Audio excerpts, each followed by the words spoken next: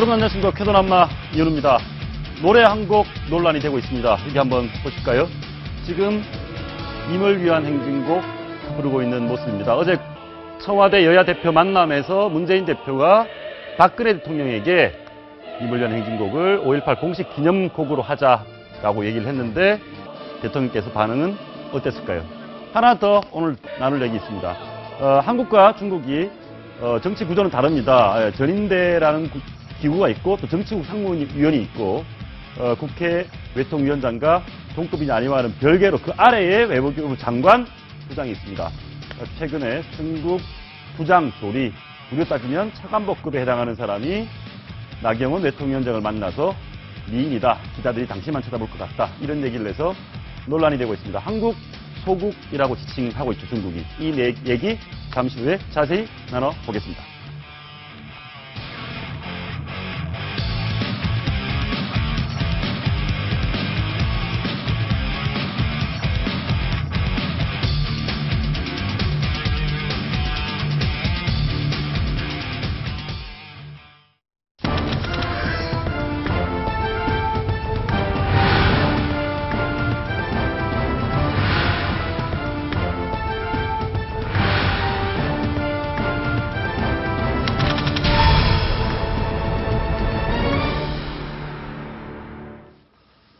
예, 오늘 여기 첫 번째 이슈 자존심도 상하고 화도 나고 그런데 이 문제 어떻게 풀어야 될지 모르겠습니다. 어떤 얘기인지 주제 한번 보고 말씀드리겠습니다. 보시죠.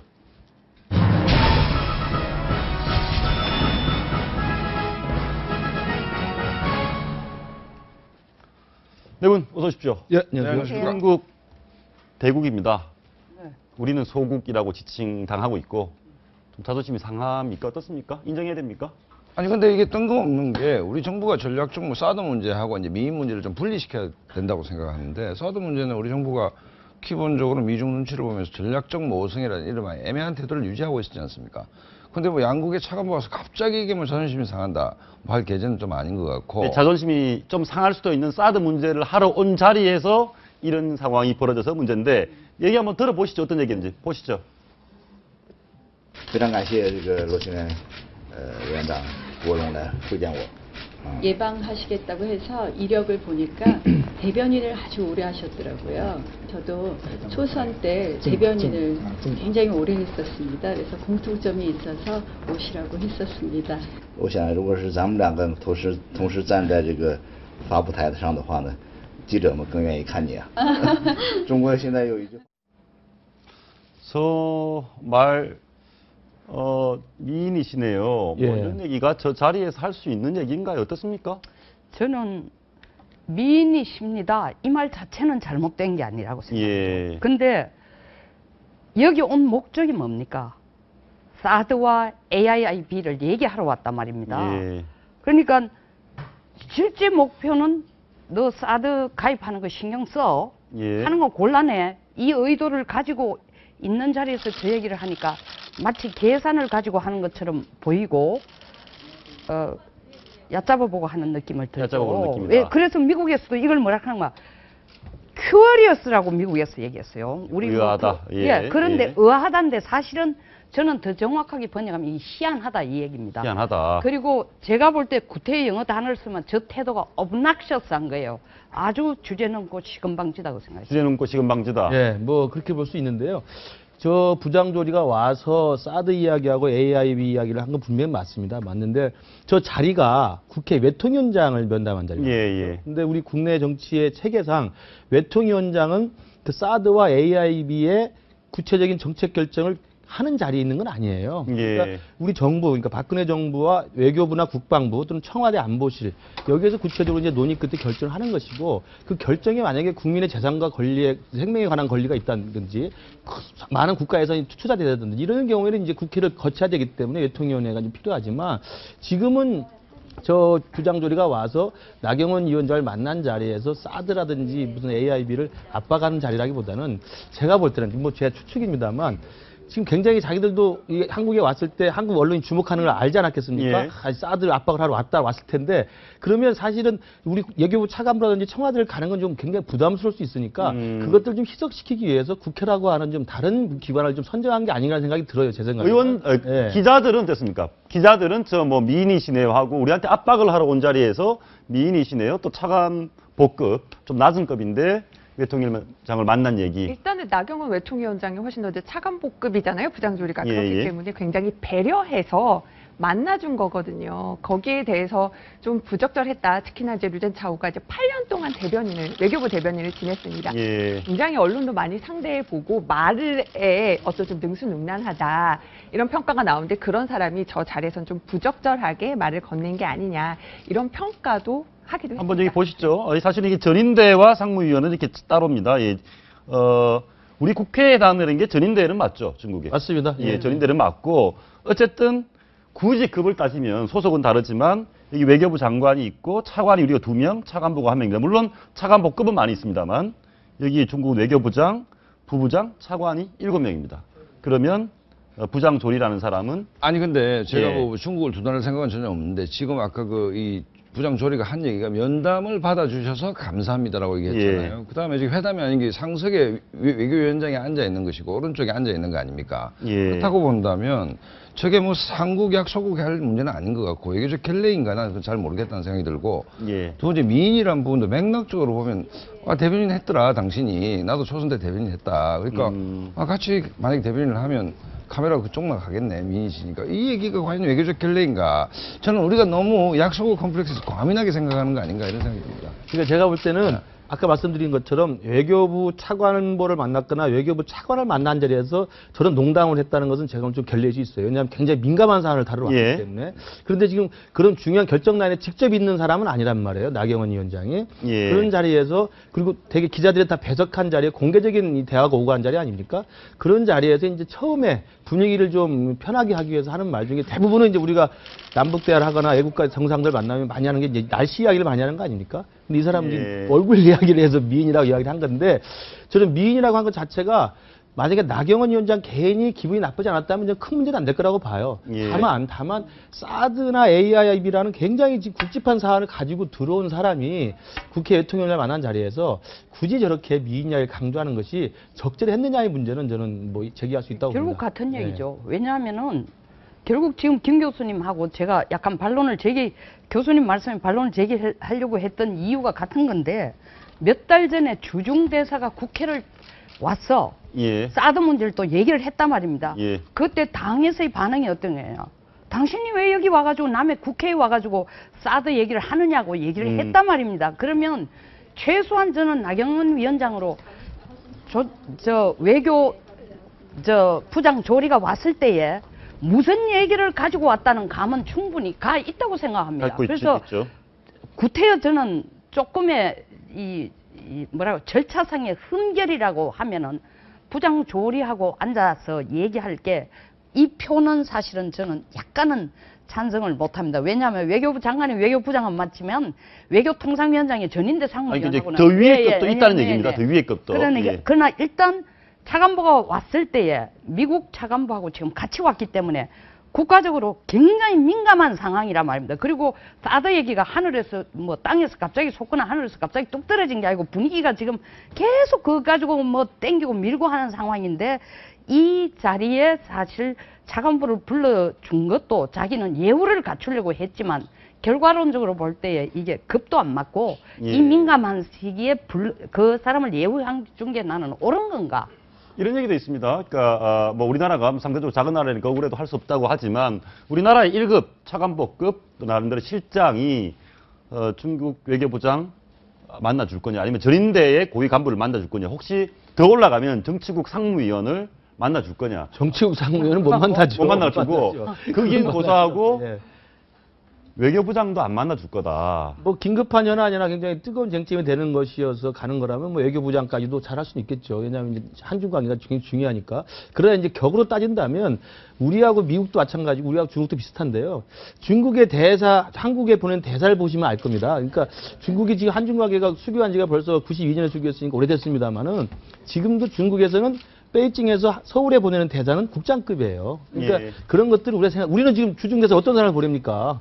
안보실장을 한 장관 출신을 보내는 거 아닙니까? 그러니까 예. 그것은 이제 한중 관계나 한미 관계를 볼 때 우리가 똑같은 직급과 똑같은 체계와 똑같은 그 비중을 가진 사람으로 본다는 것은 좀 지나친 원칙론이고요. 사실은 한중 관계 중요성과 한중 관계 이제 관계 특수성이 있는 거고 또 한미 관계 중요성과 한미 관계 특수성이 있습니다. 그러니까 우리가 미국에서 차관보고 와도 우리는 어쨌든 대통령이 면담할 수도 있어요. 그러니까 예. 그런 것들은 우리가 좀 구분해서 볼 필요가 있다고 그러니까 봐요. 부장 조리가 왔는데 나경원 위원장이 만나주는 자체는 괜찮다는 얘기인가요? 그렇죠, 그렇죠. 왜냐하면 그러니까 국회가 아까 의원님 말씀하셨듯이 국회 외교통상위원장이 부정조리가 왔는데 면담을 요청했는데 만나고 안 만나고는 나경원 의원의 판단이겠죠. 하지만 만난 것 자체가 잘못됐다. 뭐 강대국과 약속은 문제다. 뭐 저렇게 이렇게 과장해서 볼 문제는 아니다라고 봅니다. 일부에서 그런 얘기도 나오고 있습니다. 무슨 청나라가 조공바치던 조선대하도 하는 거 아니냐 뭐 이런 얘기도 있거든요. 네.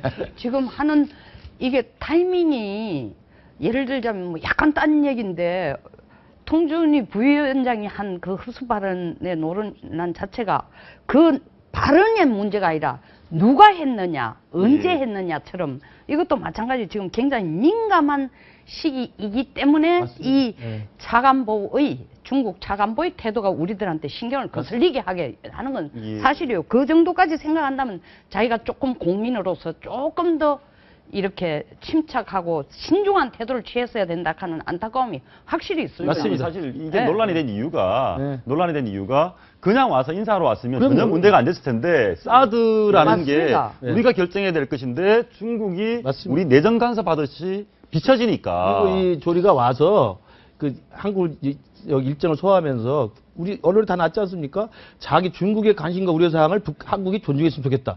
사실은 어떻게 보면 굉장히 훈수를 좀 지나치게 둔 거거든요. 예. 그러니까 그 부분에 대해서 또 우리 국방부 대변인 나서서 굉장히 또 다시 반박을 했고. 그러니까 이것은 사드 문제라고 하는 물론 민감한 사항이긴 합니다만 이것을 이슈로 가지고 온 중국의 외교부 부장 조리가 과도한 한국에 대한 내정 간섭에 의혹을 짓게 하는 발언들을 하고 갔단 말이에요. 예. 그런 국민적 여론 속에서 굉장히 기분이 좀 상해 있는데 외통위원장을 만난 자리에서 미인 이야기를 하니까 그것도 웃으면서 이야기를 하니까 물론 뭐 개인적으로는 큰 결례가 안 될 수도 있습니다만 국민적 감정에서 볼 때는 이거 뭐 너무 재는 거 아니냐 이런 생각이 좀 들 수가 있는 거죠. 예, 그런 중국이 건 적절하지 오랫동안 못했던 것 같아요. 해왔던 게 지금도 외교부 공식 대변인이 외신 기자들 모아놓고 소국 얘기합니다. 베트남이라든가 한국이라든가 네, 청나라한테 샤오까오라고 조공 바치는 나라를 샤오까오라고. 소국이라고 늘 네. 얘기를 하거든요. 네. 소국 맞죠? 예, 소국이라고 샤오까오라고 얘기합니다. 타이완도 그렇게 부르고 하는데 중국이 우리에게 사드 문제를 가지고 처음에는 뭐 좀 진중하게 발언하더니 요새 지금은 좀 더 강도를 높여가 얘기를 하는데 예. 저는 중국이 이 말을 할 수 있는 단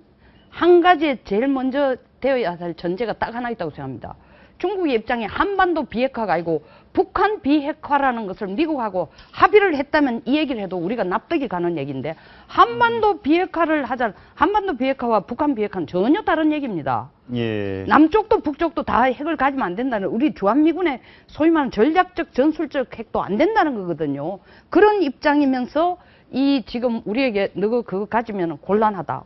이건 명백한 내정 간섭. 아니 우리 이 기자, 네. 정치권에서는 어떻게 받아들이고 있습니까? 뭐 이런 얘기 할 수 있다고 봅니까? 아니면 좀 기분 나쁘다. 지나친 일단은- 내정 간섭 아니니? 예. 네, 저 중국에 대해서 좀 강한 비판들이 나왔는데요. 먼저 새누리당 원유철 정책위의장도 이런 식으로 얘기를 했어요. 중국에서 감나라 배나라 할 사안은 아닌 것 같다. 지금 그래픽에도 나가고 있죠. 예. 안보는 우리가 스스로 알아서 결정한 문제다. 이렇게 반박을 했고요. 조혜진 원내수석 부대표도 예. 이렇게 또 반박을 했습니다.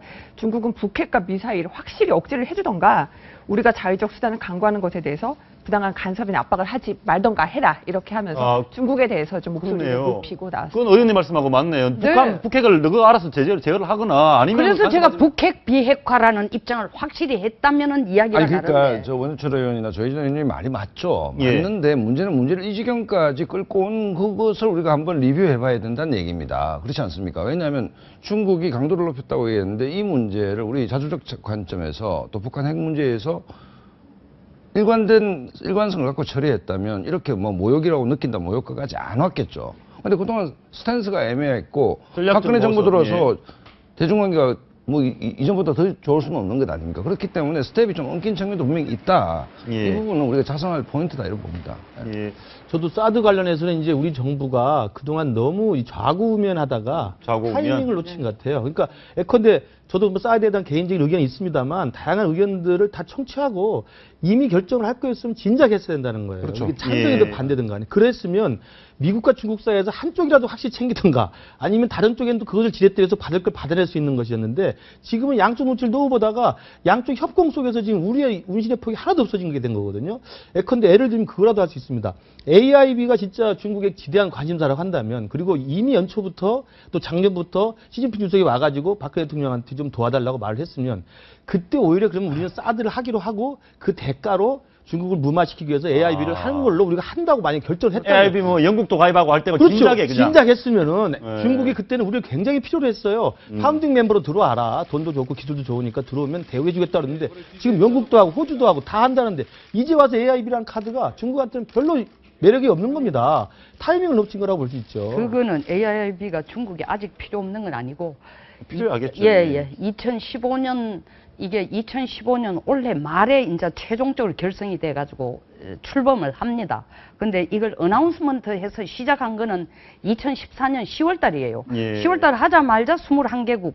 그다음에 올해 2월 달에 27개국인데 미국, 일본, 한국만 지금 빠진 거예요. 좀 초창기에 좀 들어가줬습니다. 예, 그러니까 미국, 일본, 한국만 빠진 상황이니까 이 AIB를 여기에서는 사드에 대한 카드로 최대한 활용을 하는 거예요. 그래서 아까 김 교수 얘기가 사실 저도 저 포인트를 먼저 들고 예. 나오고 싶은 보는데 전략적으로 우리가 내고 할 수 있는 칩을 우리도 하나 가져 있어야 되는데 양쪽 다가 지금 칩을 다 잃고 응급주춤 뒤로 밀리면서 미국한테도 밉보이고 중국한테도 아쉬운 소리 해야 되고 이 얘기에 이런 식으로 가는 대해서는 거예요. 내부에 다 공통적 의견이신 예. 것 같습니다. 우리가 뭔가 잘못했다. 알겠습니다.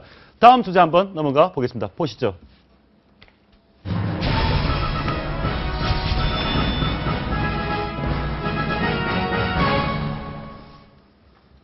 예, 문재인 대표 요즘 행보가 굉장히 바빠 보입니다. 네.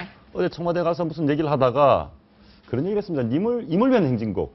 아시죠, 그 노래? 네, 예. 예. 네.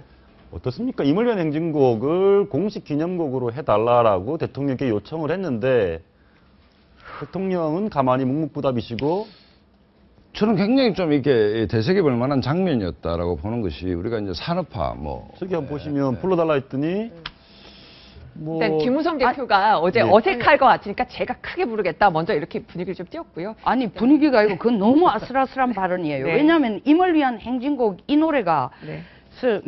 민중회합이나 노동단체 회합에서는 국기에 대한 경례, 그다음에 애국가 제창, 순국 선열에 대한 묵념을 안 하고 임을 위한 행진곡을 하고 그다음에 자기들의 열사에 대한 묵념을 하는 거로 대체를 하고 있습니다. 그러니까 그러니까 절대 간단한 건 아니죠. 홍준당에서 예, 예. 그랬죠. 예. 예, 근데 꼭 그런 건 아니고요.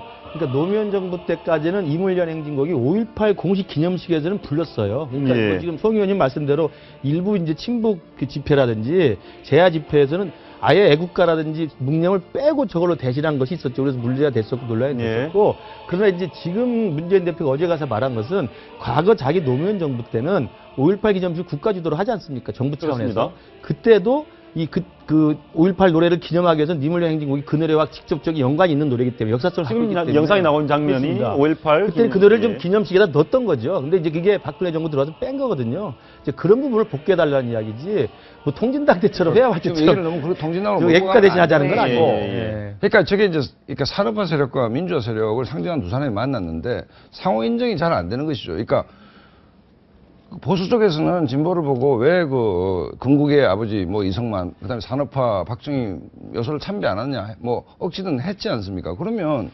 산업화 세력도 민주화 시기의 한 지점을 마음으로 수용해야 되는 것이죠. 그럼 이분을 위한 행진곡은 80년대 민주화 운동했던 사람들이 그 애국가처럼 부르는 것인데 애국가를 안 부르고 저걸 갖다가 기념일에 유일한 곡으로 한다면 문제가 되겠지만 저걸 저렇게 뭐 막을 이유가 별로 있느냐? 그러면 국회에서 강기정 의원이 국회 본회의장에서 임을 위한 행진곡을 불렀습니다. 그렇죠. 불렀죠. 2013년 5월이에요. 예, 한번 보시죠. 예, 저는 보시죠. 웃기는 예. 얘기라고 생각합니다. 예, 본회의장에서. 사랑도 명예도 저 모습은 어떻습니까? 이름도 저, 남김없이 우리 전에 통진당의 한평생 의원이 나가다 FTA 반대하면서 안에서 이 연막탄 피우는 거랑 뭐가 다릅니까? 글쎄, 그렇게. 이제 이후에 이제 네. 여야가 이제 그 임을 위한 행진곡을 5.28 기념곡으로 그 채택하자는 어떤 결의안도 사실은 국회에서 통과가 됐어요. 예. 그리고 여권에서도요, 정의화 국회의장의 경우는 광주에 가서 그 국회가 합의한 사안인 만큼 기념곡으로 지정해야 된다. 이런 예. 말을 하기도 했었습니다. 근데 여권에서도 이제 이 노래를 해석하는 시각이 다른데 사실 그냥 임을 위한 행진곡, 그냥 연원을 좀 돌아가 보면은 예. 1980년 그 5.18 때 당시에 이제 시민군 대변인이었던 이제 윤상원 씨가 숨지면서 그때 이제 영혼 결혼식을 했죠. 예, 그때 이제 맞습니다. 백기환 선생이 작사를 하고 이제 작곡이 돼서 그 영혼 결혼식에 이제 헌정하는 노래로 됐고 그것이 이제 어떤 그 민주화 시위 집회나 이런 것들이 불려지면서 뭐 통합진보당 민중의례로 불려지기도 했는데 예. 이제 5.18 대책위에서는 이게 그렇게 좀 왜곡돼서 알려지는 게 아니라 그냥 그 기념식에서 우리가 부르겠다는데 왜 못 부르게 하냐. 그럼 이거 어떻습니까? 말을 하고. 그 정도까지만 양해를 한다고 하면 김일성이 만든 영화가 있잖아요. 임을 위한 교양시인가? 김일성이 네. 만든 영화에서도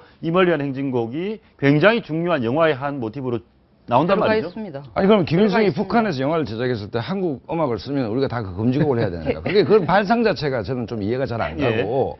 임을 위한 행진곡이라는 게 북한의 뭐 공산주의가 만든 것도 아니고 80년대 민주화, 아까 백교환 선생이 쓰고 민주화의 한 분기점이 됐던 80년 5월이라는 그 상징성을 가지고 있는 것이고, 그 다음에 이게 국가 행사 아닙니까? 그렇다고 본다면 보수 정권에서 이걸 좀 관대하게 수용해 주는 것이 문재인 대표 보고 이승만, 박정희 외교가 참배하라는 얘기하고 똑같은 맥락 아닙니까? 그렇기 때문에 이런 부분에서 좀 이렇게 넉넉하게 좀 수용성을 못 가진다면 대한민국 사회가 이 진영론에 빠지고 어떻게 되겠습니까? 이제. 저도 비슷한 생각인데요. 미물련 행진곡은 다 아시겠지만 그 가사에도 사실은 그 가사 자체만 보면 우리 체제를 위협한다든지 대한민국의 정체성을 부인하는 이런 내용은 전혀 없습니다. 그러니까 다른 민중가요 중에는 일부 그런 내용도 있는 노래들도 있어요. 그러나 이 노래는 그런 내용이 아니고 지금 우리 기자님 말씀하신 것처럼 80년 광주 민주화운동 당시의 역사적 특수성을 반영한 아주 사연이 있는 노래란 말이에요. 그렇습니다. 그러니까 사실은 1987년 민주화라고 하는 우리 대한민국의 자랑스러운 업적과 역사적 사실을 가져온 근원이 되는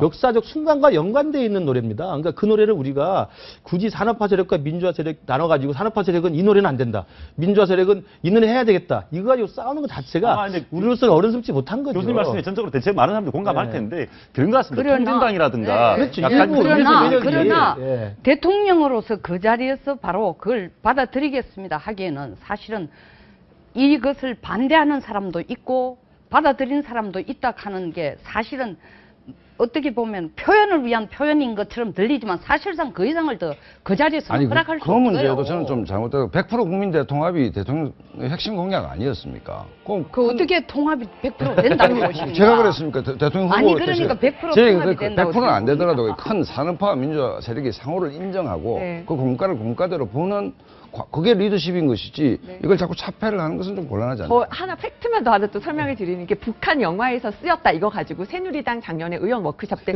논쟁이 일어났었어요. 일단은 예. 그 북한 영화에 쓰였다 이렇게 주장한 분은 이제 새누리당 김진태 의원인데 여기에 대해서 또 새누리당 하태경 의원이 발끈하고 나선 겁니다. 이게 그 임을 위한 행진곡 같은 경우는 민주화 투쟁을 위해서 쓰였기 때문에 북한에서 임을 위한 행진곡을 부르면 잡혀간다. 그러니까 이런 식으로 잡혀간다. 자꾸 여당에서 이렇게 부르면 안 된다고 여론몰이 하지 말아라. 이렇게 작년에 새누리당 네. 그 워크숍에서 논쟁이 일어나거든요. 그 제가 생각할 때는 이물리한 행진곡 자체를 가지고 논쟁하는 것 자체가 좀 우리 사회가 아직은 좀 발전해야 한다는 거고요. 예, 그럼 이거 한번 보겠습니다. 예. 과거에 금지곡들인데요. 아침 이슬은 왜 금지곡이었을까요? 그러니까 이 금지곡이라는 게 산업화 시기의 그늘 아닙니까? 그날 군사정부. 보시죠. 어떤 내용이었는지. 김일성을 연상한다고 해서 금지곡이었고 고래사냥 노래 아시죠? 예. 고래사냥은 왜 금지곡인지 아십니까? 너무 막 떠나자고 그래서 그런 거 아닙니까? 떠나자. 가슴 가득하나 슬픔 고래를 너무, 예. 너무 뭐 자괴적이다. 너무 한숨이 많다. 그치. 이게 국가 현실에 대한 예, 한숨 아니냐. 예. 이 실제로 예, 밝힌 예. 동백 아가씨는 왜? 그게 일본의 쯔바키가 그렇죠. 일본 꽃이거든요. 동백이라는 아, 일본말로 일본풍. 쯔바키입니다. 외풍이라고 예. 그러죠. 아, 이거는 정확하게 아신 것 외색 같습니다. 냄새가 예. 난다. 재미난 것은 박정희 전 대통령이 바로 동백 아가씨가 18번 곡이었다. 제일 좋아했죠. 굉장히 이런 아이러니한. 알겠습니다. 독도는 우리 땅은 왜 한때 금지곡이었겠습니까? 반일 감정을 지금 자꾸 악화되는 거를 그때는 반일 감정 악화되는 걸 원치 않는 예, 알겠습니다. 상황이 깜짝 놀란 게 다른 건 이해가 다 됐는데 독도는 우리 땅은 그 당시에 네. 한일 관계가 너무 안 좋아서 반일 감정이 더 악화. 자, 그러니까 지금 우리가 아침 이슬에 고래사냥 가지고 이게 검지곡이었다는 걸 좀 우스꽝스럽게 보고 있지 않습니까? 예. 미문의 행진곡도 한 20년 뒤에는 정말 희한하게 볼 겁니다. 우리 후배들이. 그렇기 때문에 이런 수준 낮은 논쟁은 20년 후에는 희한하게 보겠죠. 수준 낮은 논쟁은 좀 그만해야 된다. 근데 제 생각에는요, 우리 저 송영무님 더 잘 아시겠지만, 박근혜 대통령이란 분이 역사적으로 살아온 그 삶의 거치가 있잖아요. 경력이 있고, 또 박정희 대통령을 모셨던 분이고, 그렇기 때문에 리물리안 행진곡이 가는 역사성보다는 그 노래에 운집했던 사람들의 시위나 집회에 대해서는 감정적 거부감이 있을 거예요. 저는 그런 분들이 우리 대한민국에 적지 않다고 봅니다. 그러니까 그것이 대한민국의 민주화라는 한 장면을 만들어낸 거라는 것을 알면서도 예. 머릿속으로는 알지만 가슴으로는 그게 받아들이지 않는 거예요. 사람들이 모여서 으쌰으쌰하고 띠두르고 구호 외치는 것과 연상되기 때문에 가장 그런 것 같습니다. 그것이 저도- 이제 감정적으로 받아들이지 저는 않는 대학교 거예요. 때 이 노래 많이 맞습니다. 불렀는데 네.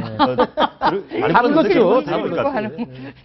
다른 말이 되는데 그 국가 체제를 대한민국을 부정하는 일부 세력들이 애국가를 그겁니다. 대신 이걸 불렀다라는 네. 그 그겁니다. 강박이 있는 것 같아요. 그래서 저는 사실 저도 그게 제일 먼저 머릿속에 그렇죠. 있거든요. 우성현님도 네, 그러셨을 거야 아마. 네. 예. 그러니까 제가 볼 때는 그 세력과 지금 문재인 대표가 말하는 광주 민주화운동의 역사적 시발점으로서의 이 니물리안 행진곡을 국가적 기념식에서 넣어달라는 것과는 구분해야 된다는 거죠. 그것을 그러네요. 악용한 세력들은 악용한 세력들을 우리가 차치하고 예. 그렇지 않은 대다수의 민주화운동이라는 자랑스러운 역사는 우리가 개선을 해야 한다고 봅니다. 그러면 일부 결론적으로 보면 일부 대한민국을 부정한 일부 세력들이 네. 임을 위한 행진곡이라는 악용한 본연의 거죠. 일을 악용했다. 악용한 거죠. 네. 예, 알겠습니다. 그쯤에서 이 네. 주제는 합의가 다 됐으니까 다음 주제로 한번 넘어가 보겠습니다. 보시죠.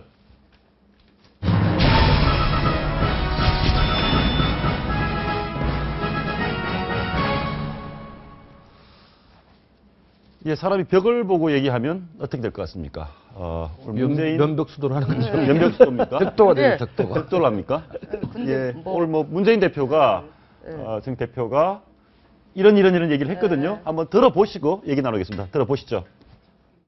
우리끼리 뭐 밤새 해도 이것은 뭐 끝이 없을 것 같고 다만 해법이 없다면 또 뭐 예산다 확정돼서는 이제 길었다라는 말만 되풀이할 거라면 저는 일어서서 가겠습니다. 그 대표님이 처음 오셨을 때 그럼 대안을 갖고 오셔야죠. 뭐 여기 오셨으면 경남 사람들한테 대안을 갖고 오셔야죠. 이 잘못된 걸 가진 거예요, 지금. 잘못된 길을 가는지 안 가는지 예, 잘못된 길을 가는 것 같다. 잘못된 길로 가는지 안 가는지는 뭐 알아서 이랬습니다. 근데 저는 여기에서는 판정패가 아니고 나는 저 홍준표 지사가 이겼다고 생각해요. 왜? 예. 중앙의 대책을 가져오라는 얘기거든요. 중앙 국가적으로 쓸 수 있는 대책. 당신이 대통령 자격으로 왔나 이거야. 예. 대통령 자격으로 왔으면 중앙의 대책을 가져오든지. 그렇지 않으면 경남도지사는 낸데 예. 왜 경남에 와가지고 이래라 콩나라 밥나라 대추나라 하느냐.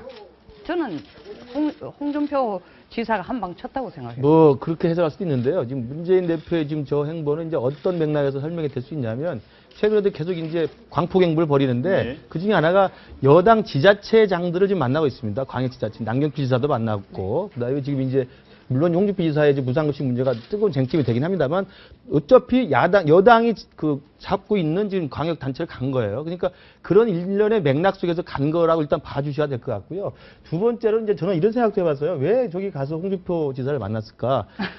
봉하마을 간 거 아닙니까? 예. 봉하마을 누가 있습니까? 우리 문재인 대표가 가장 사랑하는 김경수 도당위원장이 있습니다. 김경수 도당위원장이 저도 잘 아는 후배입니다만, 그러니까 부산 경남 지역에서 문재인 대표가 가장 안쓰럽게 생각하고 국회의원이 됐으면 바라는 김경수 후보가 김해에 지금 지키고 있단 말이에요. 저는 가면서 그래서 김경수 후보가 지금 도당위원장으로서 홍준표 지사하고 지금 상당한 큰 싸움을 벌이고 있어요. 제가 예. 어제 마산 홍 대표 가보니까 옆에 앉아 있네요. 맞습니다. 네. 예. 마산에 가보니까 모든 이 프랜카드에 경남 도당위원장 명의로 홍준표 지사의 무상급식 중단을 빈판하고 있습니다. 그러니까 저는 문재인 대표로서는 인간적 정조도 그렇고 내려간 김에 홍준표 지사하고 지금 이렇게 싸우고 있는 김경수 도당위원장한테 힘을 실어주기 위해서 아마 만났을 가능성도 있지 않았나. 제가 물어보진 않았습니다. 저는 그런 생각을 해봤어요. 그러니까 우리가 이제 전쟁을 할 때는 이길 수 있는 곳에서 전투를 벌여야 되는데 문재인 대표가 이기기 상당히 힘든 지점에서 싸운 것 같고. 아, 그렇군요. 그다음에 이제 홍준표 지사는 우리 오균 시인의 가끔은 주목받는 생이고 싶다는 시집이 있습니다. 예, 가끔은 창원에 계시면 주목받는 생이고 계속 싶다. 서울 주목을 받아야 되는데 예. 이슈를 정말 잘 잡은 거죠. 예. 거기다가 이제 불감 청년 고소원 있지 않습니까? 예. 대권 후보 지지도 1위 간 사람이 보자. 그거 안 만날 이유가 뭐 있습니까? 그럼 이 그다음에 1위 후보자랑 다툼을 벌이면 뭐 똥급이 되는 그 거. 주제가 예. 전투 주제가 아주 유리한 주제 아닙니까? 그렇기 때문에 내가 볼 때는 문재인 대표가 별로 재미를 못 봤다. 맞습니다. 네. 그러니까 같은 친노 의원들한테도 좀 제가 분위기를 물어봤는데 어제 박근혜 대통령 만나서는 문 대표가 꽤 잘한 것 같은데 홍 지사 만난 건 좀 하면서 점점점 이런 반응이었어요. 제가 봐도요, 정치적인 승패로 따지면 우리 송 의원님이나 우리 소장님 말대로 문재인 대표가 사실 남는 장사가 안 되는 거죠. 왜냐하면 급이 일단 다르다고 볼 수 있고, 홍 지사로서는 정말 이건 뭐 밑지야 본전인 거 아닙니까? 이미 말을 어떻습니까? 국가적으로 무상급식이라는 게 굉장히 논란이 돼 있고 의견이 갈려 있습니다. 그런데 무상급식 안 하고도 나 잘할 수 있다 해서 한 지자체가 하고 있습니다. 네네. 그러면 국가 전체를 다스리겠다는 대통령 후보자가 되고 싶은 분은 가서 당신들 어떻게 하고 있어? 그렇게 하니까 잘 돼? 라고 물어봐야지 이거 안 돼! 라는 건 아니지 않나요? 아, 그렇지만 다른 대안이 있는 줄 알고 해결될 줄 알고 왔다라고 얘기를 한 것 자체가 내가 볼 때는 사실은 진짜 계산의 카드는 이거를 해결이 안 된다는 거 알면서 간 거라는 거죠. 예. 정치적인 다른 계산을 두고 갔다라는 게 조금 더 보인다는 거죠. 저는 문재인 대표가 뭐 지금 요즘 뭐 더할라비 봄바람 속에 이제 순풍을 달고 있는데 정치력 부분은 아직도 좀 검증돼야 될 부분이 있다라고 냉정하게 봅니다. 저런 지점들인데. 예. 그러니까 결국 정치 역정이 짧지 않습니까? 그러니까 예. 한 번씩 이른바 똥볼을 차는 경우가 많이 있거든요. 헛발질. 예. 저도 그런 경우에 하나인 것 같고 또 하나는 뭐냐면 야권이 저도 마산에 뭐 현수막 다 보고 SNS에서 야권 지지 성향들이 얘기를 하는데 주로 이제 시니컬하게 이제 뭐 홍 지사님 학교는 뭐 밥 먹는 데가 아닙니다. 이걸 패러디해서 많이 하고 우리 아이들 밥을 가지고 왜 장난치느냐 하는데 오세훈을 몰아내는 데는 그 감성적 역북이 성공했지만 이제 소비자들이 그 말에는 안 속죠 이제. 예, 제가 볼 때는 이제 문재인 대표 아까 말씀드린 것처럼 이제 지지층을 더 확산해야 되기 때문에 야당 측이 갖고 있는 지자체장을 만난다는 그런 광포경보의 연장선에서는 제가 뭐 나쁘지 않다고 봐요. 근데 지금 우리 이사님 말씀하신 것처럼 청와대 회동에서 딴 점수를 저희가 조금 실점한 게 분명히 맞습니다. 그러니까 제가 볼 때 그런 맥락 속에서 홍준표 지사도 만나보겠다는 생각은 좋았으나 만나는 것보다는 지금 우리 정치적 계산을 득실 따져보면 김경수 도당위원장과 함께 도청 어디 근처에서나 기자회견을 열고 홍준표 지사에게 엄중하게 비판하는 성명을 내고 대안을 제시하는 모습을 보여줬으면 오히려 나섰지 그냥 가서 홍준표 지사를 만나가지고 면담하면 홍준표 지사한테 사실 면박당할 때 할 말이 별로 없거든요. 아니 그러니까 그 얘기는 했죠. 아, 그러니까, 예, 거제까지 길러달라고. 그러니까 제가 볼 때는 그 의지와 문제의식은 좋았습니다만 방식에서는 조금 더 생각을 했으면 점수 훨씬 많이 따졌을 말씀이 전제로 뭐 오전에 낮에 박근혜 대통령 만난 네. 거는 점수 땄다라고 했는데 박근혜 대통령과 문재인 대표가 만난 것에서는 뭐 굳이 승패를 따질 수는 없지만 문재인 대표가 굉장히 선전했다. 맞습니까? 저는 박 대통령도 그렇게 잃었다고만 생각하지 그렇죠. 않고요. 서로 윈윈할 수 있는. 오늘 3윈이야. 네. 3윈. 김무성 대표는 잘 모르겠어요. 김무성 대표는 또 아우에게 먼저 이익을 보여줬어요. 근데 이제 김무성 대표의 경우는 이제 어제 회동 중에서 문 대표 대통령 되면 내가 다음에 잘해준다 이런 발언이 있었는데 요거는 약간 박근혜 아슬아슬합니다. 대통령 심기를 좀 불편하게 대통령 되면 무슨 얘기죠? 이제 좀 잘 도와주겠다. 그러니까 문재인 대표가 나중에 대통령이 된다면 네. 내가 도와주겠다. 네, 그런 발언도 이제 어제 했었는데요. 아무래도 이제 박 대통령과 문 대표가 계속 이렇게 냉랭한 분위기가 네네. 도니까 이제 문 대표에게 좀 협조를 요청하면서 그런 식으로 얘기를 했는데 근데 왕 앞에서 후대 왕 네. 얘기하는 도대체 역심을 품은 건데. 네, 박 대통령으로서는 들으면 예. 좀 심기가 불편할 수 있는 발언이었다. 이런 해석도 나오고 있죠. 예. 어쨌든 세 분이 다 윈윈했다 이렇게 보시는 거죠? 그렇지만 저는 3윈인데 김무성 대표의 발언에는 아슬아슬한 부분이 있었다. 알겠습니다. 앞으로도 지지율이 어떻게 되는지 보고 네. 승패를 한번 가려보겠습니다. 오늘 말씀 고맙습니다. 예, 감사합니다. 고맙습니다.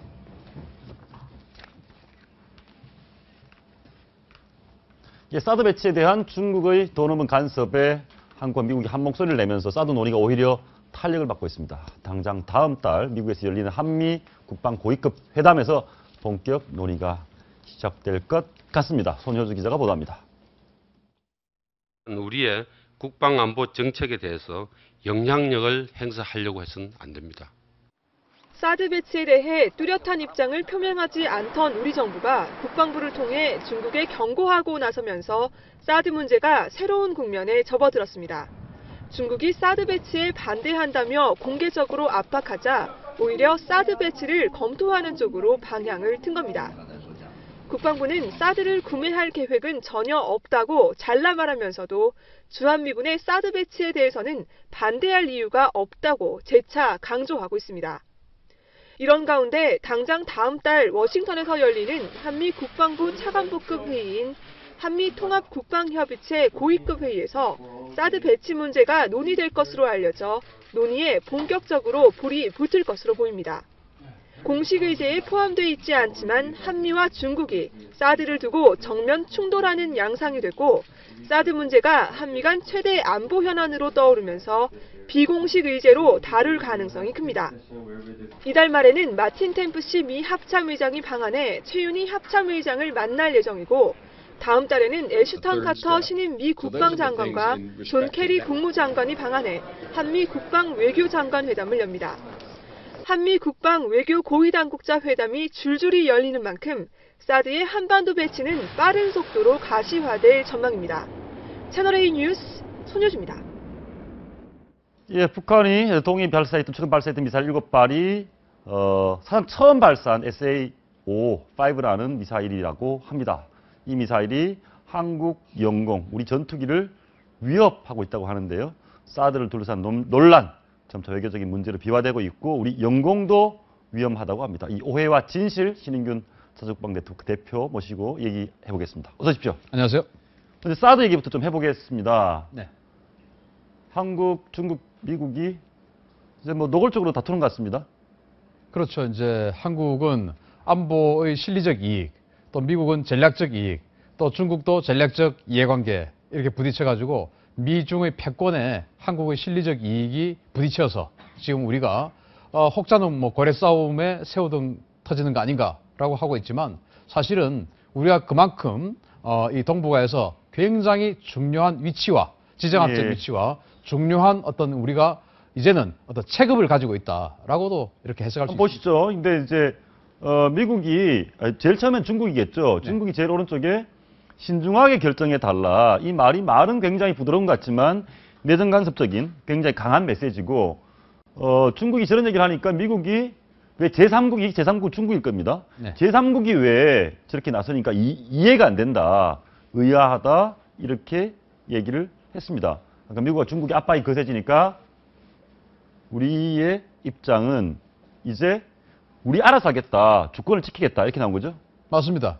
이게 이제 외교부와 국방부가 있지 않습니까? 지금 이제 미국과 중국의 외교부 차관보가 하루 걸러서 우리나라에 와서 이제 뭔가 협상을 했습니다. 그런데 뭐 당연히 사드 문제가 그 테이블에 올라갔겠죠. 그러면은 이제 그런 외교부, 국방부, 통일부를 통과하는 청와대 국가안보실이 있습니다. 아마 그 안보실에서 조율을 한 것 같아요. 예. 외교부는 실제로 중국과 미국과 여러 가지 협상을 해야 되는 당사자니까 좀 빠지고 국방부가 안보적 차원에서 원론적인 이야기를 해라. 라고 해서 김민석 국방부 대변인이 그런 어떤 우리의 입장을 강하게 천명한 것이 아닌가 생각하고 아주 적절한 천명했다고 생각합니다. 그러면 결국 저희가 사드와 관련해서 중국이 그렇게 반대하고 미국은 의아해하는 주제가 몇 가지 있습니다. 사실인지 아닌지 국민들도 혼란스럽거든요. 네. 첫 번째 얘기를 한번 해보겠습니다.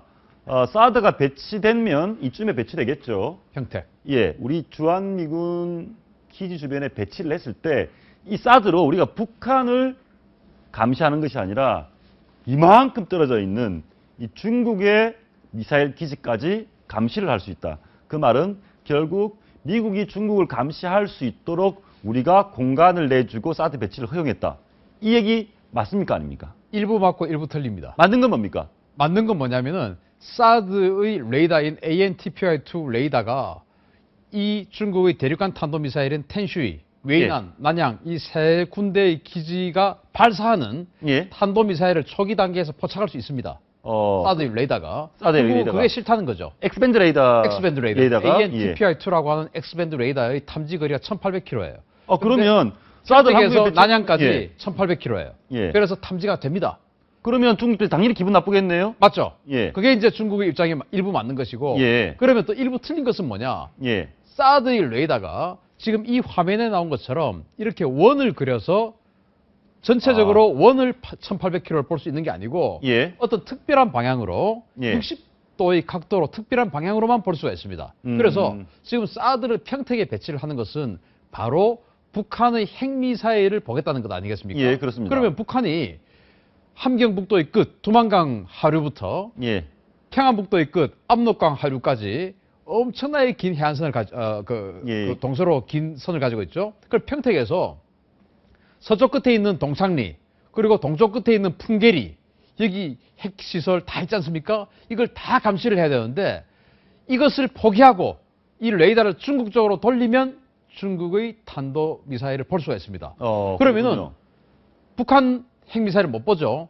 그런데 북한 핵미사일을 보기 위해서 평택에 갖다 놓는 거 아니겠습니까? 그렇습니다. 그래서 평택에서 북한 핵미사일을 본다면 중국 거는 볼 수가 없어요. 예. 그런데 북한 포기하고 중국으로 틀어놓으면 북한은 안 보이는 대신 중국 거는 볼 수 있습니다. 만약에는 어떻습니까?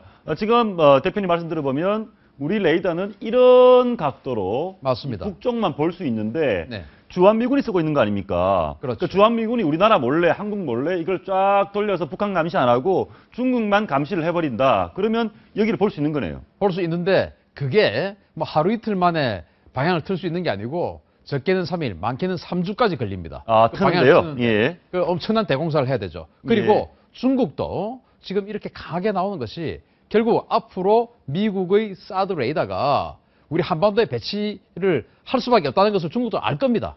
아는데 이렇게 일부러 거칠게 나오는 것이 그쪽으로 방향을 틀지 마라. 라고 하는 것을 강하게 압박하는 수준이라고 저는 봅니다. 그래서 그 말씀을 좀 다시 정리를 네. 해보면 이 사드라는 게 이렇게 북한 쪽을 감시를 하는데 네. 이걸 쫙 돌리면 중국도 볼 수 있는데 그 대신 북한은 못 보죠. 예. 혹시라도 이렇게 돌려서 볼 생각하지 마라. 그 얘기를 하고 있는 거네요. 그렇죠. 그래서 미국이 한국에 배치를 하려면 한국의 어떤 그 통보성 협상을 합니다. 예. 이때 한국이 우리 입장이 지금 이러니 절대로 중국 쪽으로는 돌리지 않는 것으로 우리 합시다. 라는 조율을 해주길 바라는 것이죠. 예. 그래서 그러면 중국은 이제 어떤 전자전 정찰기라든지 이런 게 다 있기 때문에 미국의 사드 레이더, TPY-2 레이더가 중국 쪽으로 전파가 오고 안 오고를 다 합니다. 실시간 알 수 있습니다. 예. 북한도 물론 알 수 있고요. 그렇기 때문에 우리에게 왔으면 약속 안 지켰잖아.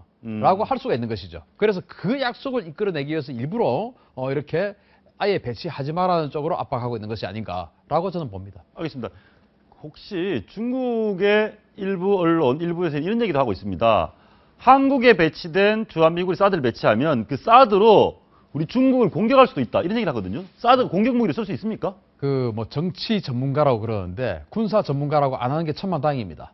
예. 우리 한국에도 정치 전문가라는 분들이 지금 사드 이야기를 많이 하세요. 그런데 굉장히 틀린 정보를 가지고 많이 이야기를 하시는데 저는 그 중국의 정치 전문가 또는 뭐 중국의 최고 군사 전문가 있을 수도 있죠. 예. 하고 바로 저는 실시간 토론도 좀 하고 싶습니다. 정말 중국의 군사 전문가가 사드가 중국을 공격할 수 있는 무기라고 생각한다면 중국은 정말 시체말로 허접한 나라입니다. 예. 사드는 반드시 하늘 위에 떠 있는 뭔가를 파괴하는 무기입니다. 그렇습니다. 하늘 위에 떠 있는 무기. 예. 땅에 있는 무기를 뭔가를 이렇게 공격할 수 있는 게 아니에요. 그건 지대지 미사일이고 땅에서 땅으로. 사드는 지대공 미사일이에요. 예. 사드의 탄도 중량은 9kg입니다. 아, 이를테면 노동미사일 탄도 중량은 1.3톤이에요. 아, 그런데 그렇군요. 9kg입니다. 9kg. K9 자주포 하나보다도 더 가볍습니다. 사드 한 발이 120억이고 예. 하나의 목표를 향해서 반드시 두 발을 쏩니다. 240억이지 않습니까? 예. 240억을 가지고 K9 자주포 한 발 가격이 한 30만 원 하는데 그것보다 더 약한 걸 갖다가 쏴서 중국 어디를 쏠 수도 없지만 예. 해서 무슨 전략적 이익이 있겠습니까? 그거 가지고 중국이 이렇게 화들짝 할 게 무기로서의 성능 자체로도 사드는 안 되죠. 안 된다. 절대로 못 쓰죠. 예. 예. 그럼 중국 사람들이 전혀 무기로서 가치가 없는 사드를 한국에 미군이 배치해가지고 우리를 쏘려고 한다. 이렇게까지 과장하는 이유는 뭡니까? 그래서 아까 제가 말씀드린 것처럼 이렇게 해서 자기네들 어떤 그 여론을 일으키고 또 한국에 우리 쾌도남마 같은 이런 바른 정보를 알려주는 프로그램이 없다면 대부분의 한국 국민들이 그 중국의 외신을 읽어보고 야 미국이 사드를 평택에 배치해서 그걸 가지고 중국을 타격하려고 하는가 보다 우리가 그런 기지를 이렇게 알려주면 준비해주면 안 되는 것이지 이런 어떤 반미 여론 남남 갈등 이런 것을 일으키기 위한 것으로 보는데 물론 이 쾌도남마가 대한민국 국민 100%가 보는 거 아닙니다. 그래서 그 중국의 그러한 의도는 상당히 먹힐 것이고 그 중국의 의도대로 움직이는 또 2%가 아닌 여러 프로그램에 출연하는 이른바 정치평론가들 예. 그렇게 이야기하는 사람이 있을 겁니다. 그러나 그러니까 먹히는 것이죠. 사드는 중국 공격을 할 수 없다. 예, 알겠습니다. 결국 사드 돈 문제에도 첫 번째 오해가 중국을 타격할 수 있느냐인데 그건 아니다라고 얘기를 했고 기술적으로 할 수가 할 수도 없습니다. 없고 중국을 감시하느냐라고 얘기를 했는데 감시할 수도 있지만 중국도 알고 있고 감시할 수 없도록 북한 감시를 전문으로 중국을 감시하려면 북한 감시를 포기해야 됩니다. 예, 둘 그리고 중에 하나를 마지막으로 선택해야 됩니다. 이런 얘기도 있습니다. 돈 문제인데요. 네, 사드는 한 프로그램 세트죠. 세트죠. 예, 한 세트가 얼마입니까? 한 세트가 이제 누가 사느냐에 따라 다른데요. 예. 어떤 그 옵션을 가지고 사느냐에 다른데 이를테면 우리도 승용차 하나를 사면 제일 옵션 낮은 거 사면 한 2천만 원 하는데 같은 모델의 승용차라도 한 3천만 원 하는 거 있지 않습니까? 예. 그런 것처럼 사드도 또 그게 또 무슨 그 현대자동차 직원이 사면 더 싼 경우도 또 있죠. 예. 그렇듯이 미국이 자기네들은 시스템을 다 가지고 있어요. 그런데 거기다가 레이더하고 미사일하고만 추가를 하면 되죠. 그럴 경우에는 한 8천억에서 1조 원. 여기 보니까 예. 우리나라가 만약에 사온다. 이러면 예. 우리는 시스템이 없지 않습니까? 그러면 2조 원. 그런데 이번에 아랍에미레이트가 사드를 구입했거든요. 예. 그때는 아랍에미레이트는 또 여유 불량 더 많은 걸 이렇게 옵션을 구비를 했어요. 한 3조 원 가까이 들었다고 그래요. 예. 그래서 1조 원에서 한 3조 원 드는데 제가 만약에 판단했을 때 우리나라가 구매를 한다면 한 2조 원 정도. 2조 원. 좀 보시죠. 그러면 한 개 포대가 2조 원인데 네. 우리는 4개 포대가 필요하니까 8조 원이 들어가는 거네요. 그렇죠. 우리 한국 전체를 막으려면은 지금 만약에 평택에 사드를 갖다 놓으면은 서울, 경기를 비롯한 이 수도권과 충남, 충청도 일원을 이렇게 지켜줄 수 있거든요. 예. 그럼 강원도, 영남, 호남 못 지켜요. 사드의 사정거리가 200km이기 때문에 호남에 하나, 영남에 하나, 강원권역에 하나 이렇게 해서 4개는 배치를 해야 제주도, 울릉도를 제외한 이 육지 부근은 전부 막을 수가 있습니다. 그럼 예. 8조 원 드는 것이죠. 그러면 그 얘기 뭡니까? 우리가 입 다물고 있으면 사드에 반대하는 척 하면 주한미군이 8조 들여서 자기들 설치할 것이고 우리가 사드 합시다라고 얘기를 하면 우리가 돈 내야 됩니까? 아니죠. 우리가 입 다물고 있는다 하더라도 미군이 사드를 이렇게 4개나 배치해 줄 리는 만무하고 예. 미군이 사드를 배치하겠다고 하는 것은 평택에 자기네들 기지가 지금 한 2만 5천 명의 미군이 그 평택 기지에 다 들어갑니다. 전 세계에 2만 5천 명의 군인이 한 기지에 들어가는 미군 기지는 어디에도 없어요. 그 정도로 그 정도로 어마어마한 기지가 평택에 들어가는 겁니다. 그러니까 또 가족들하고 하면 5만 명이 훨씬 넘겠죠. 그걸 막아야 되는 것입니다. 그래서 평택에 있는 자기 미국 국민들을 막기 위해서 사드를 하겠다고 하는 것이지 강원도 평창 동계올림픽 막아주려고 또는 다른 데 막아주려고 그거 아니죠. 그래서 미국은 우리가 원하든 원하지 않든 하나의 포대만 배치를 할 겁니다. 하나 포대는 미군이 돈을 낼 거고 미국이. 그렇죠. 알겠습니다. 국방부의 공식 입장 한번 들어보시죠. 네.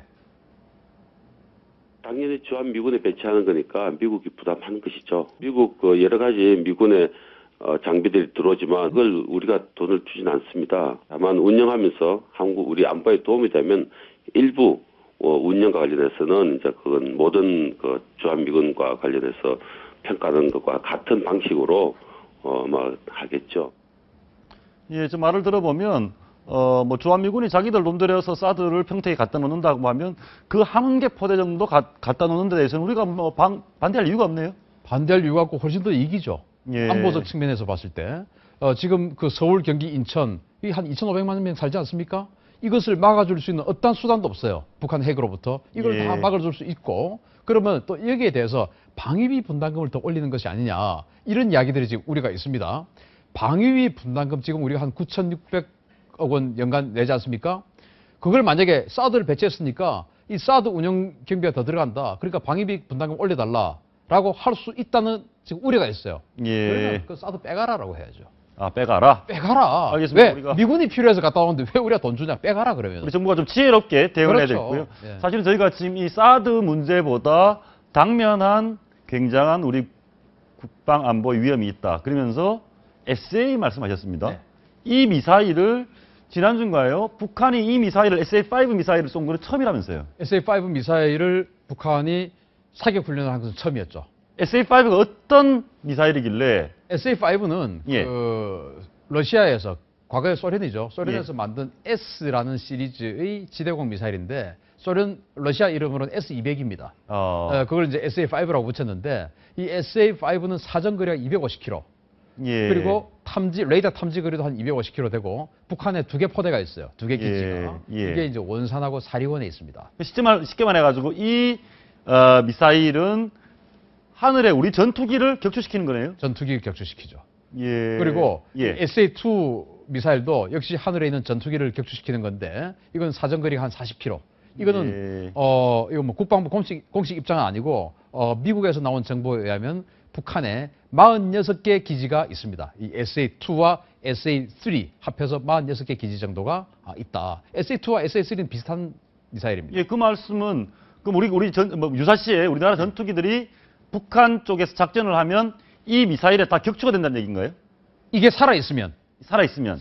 예를 들어서 우리가 북한하고 전쟁을 하면 시드 작전이라고 해서 SEAD, 시드 작전이라고 해가지고 이 미사일 기지들, 방공 기지들을 폭파시켜버리는 그런 작전을 하게 됩니다. 예. 그 시드 작전을 하지 않고 그냥 무작정 만약에 북한 핵을 폭격하기 위해서 우리가 들어간다면 다 격추되죠, 저기에. 예, 흡수된다. 네. 저희가 준비를 해봤는데 이게 이제 북한 레이더의 SA-5 레이더죠. 예, 북한 레이더가 감지할 수 있는 영역인데 네. 지금은 우리 영공에서 작전을 해도 다 보이죠. 북한에 다 이 SA 미사일에 격추당할 북한이 마음 먹고 예를 들어서 지금 저 그림을 보면 강원도 전역 그리고 충청 남북도까지는 전부 다가 SA-5 사정거리에 들어오거든요. 지금 뭐 경기도나 이런 데 우리 전투기들 많이 활동하고 있지 않습니까? 예. 쪽에 북한이 공격하면 공격 권역에 들어가는 겁니다. 아주 남쪽에 떠 있는 비행기 말고는 우리 수도권에 떠 있는 비행기들은 중부지방은 다 사정권에 들어가죠. 네. 그러면 스텔스 전투기, 그러니까 저게 레이더에 잡히지 않는 전투기를 이용하면 안전해집니까? 스텔스 전투기는 저게 레이더에 잡히지 않는 것이 아니고 레이더에 덜 잡히는 것입니다. 여기 나와 있네요. 그렇다면 F-35 정도 되면 저 SA-5의 탐지거리가 이렇게 줄어버리죠. 그러니까 북한의 이 기지 SA 이 정도밖에 못 보니까 여기만 피해가면 우리 비행기가 마구 작전할 수 있네요. 시드 작전, 즉 이 방공망 파괴 작전을 하지 않아도 북한 영토로 들어가서 뭐 핵 시설 타격한다든지 금수산 궁전을 때려버린다든지 할 수 있죠. 예. 스텔스가 있으면. 그래서 스텔스가 중요한 겁니다. 북한이 이 SA-5 미사일을 처음으로 이 시점에 쏜 이유가 뭡니까? 지난주에 뭐 세상을 떠들썩하게 했던 일광공영 이규태 회장. 예. EWTS라고 하는 기계를 원가를 부풀려서 훨씬 많은 이익을 만들었다고 하죠. 예. 그 EWTS가 이 SA-5와 아까 예. 보여드린 SA-2 미사일의 전파를 시뮬레이션 해줍니다. 예. 그러면은 우리 전투기들이 SA-5, SA-2가 나를 공격해 올 때 미사일이 날아오고 있습니다. 예. 그럼 그걸 피하는 어떤 그 훈련을 해야 되지 않습니까? 예. 그러면 그 SA-2 미사일과 SA-5 미사일의 전파가 뭔지를 알아야 됩니다. 그 EWTS는 그 전파의 역할을 해주는 거예요. 그래서 그렇군요. 1,300억 원이나 주고 샀는데 와보니 SA-2 미사일과 SA-5 미사일 전파는 없는 거예요. 예. SA-3만 있는 겁니다. 꽝이죠. 쓸모가 없네요. 사기당한 거죠. 그러니까 말씀하신 것은 일광공영 회장이 그 관여해서 들여왔던 그 전자 장비가 있었으면 북한의 SA-2, SA-5 미사일 공격 위협으로부터 방어할 수 있는 훈련을 계속 할 수가 있는데 네. 그런데 그것이 없으니까 그 훈련 못 하죠. 예. 따라서 우리 조종사들이 북한의 SA-2, SA-5 미사일의 위협을 피하는데 더 어려움을 겪죠. 알겠습니다. 그러면 북한의 SA-2, SA-5 이 미사일, 그러니까 하늘에 우리 비행기를 격추시키려고 날아오는 이 미사일을 지금 우리는 피할 수 있는 스텔스 기능 있는 비행기는 없죠. 우리나라 갖고 있는 전투기 제장 좋은 F-15도 안 됩니까? F-15K는 그거는 스텔스라는 개념이 없을 때 만들었던 전투기이기 때문에 레이더에 가장 크게 보이는 전투기입니다. 그래서 레이더에 훤하게 보이죠. 다만 더 많은 무기를 가지고 더 멀리 날아가서 폭격할 수 있다 뿐이지 이 SA-5나 SA-2가 살아있는 한 F-15K는 북한 영공으로 들어갈 수가 없습니다. 근데 여기 저 그림이 하나 있는데 이게 바로 SA-2 미사일의 기지예요. 46개가 있으니까 얼마나 많습니까? 저것들을 다 폭파시켜야 제공권을 우리가 완벽하게 장악해서 우리 전쟁이 났을 때 우리 공군들이 북한 영공으로 들어가서 마음대로 뭐 북한 탱크나 뭐 이런 것들을 폭격할 수 있는 거예요. 저것들이 살아있으면은 F-15K, F-16 절대로 저기 들어갈 수 없습니다. 그러면 스텔스 비행기를 타면 이 설명 좀 해주시죠. 네. 이 점이 굉장히 작아졌네요.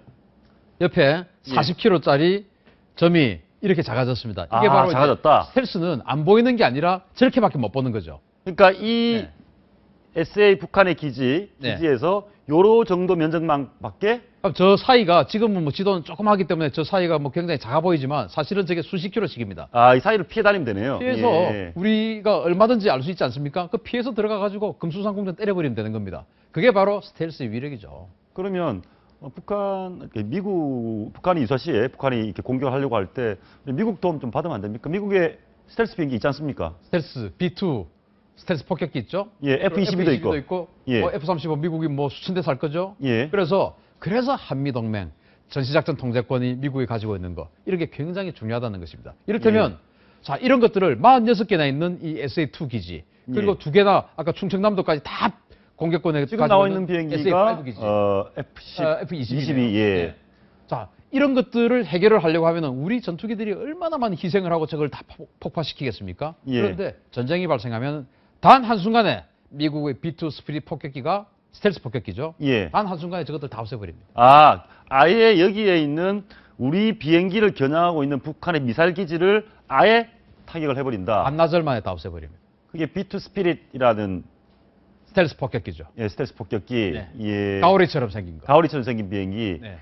그 비행기가 지금 방금 봤던 그 북한의 SA-2 미사일 기지를 다 파괴할 수 있습니까? 반나절 만에. 반나절이면. 제가 어떻게 하는가는 말씀드리지 않겠습니다. 예. 결과만 말씀드리겠습니다. 반나절 만에. 반나절 만에. 네. 예. 작전대로 된다면. B2 스피릿 영상은 잠시 후에 좀 한번 보고요. 네.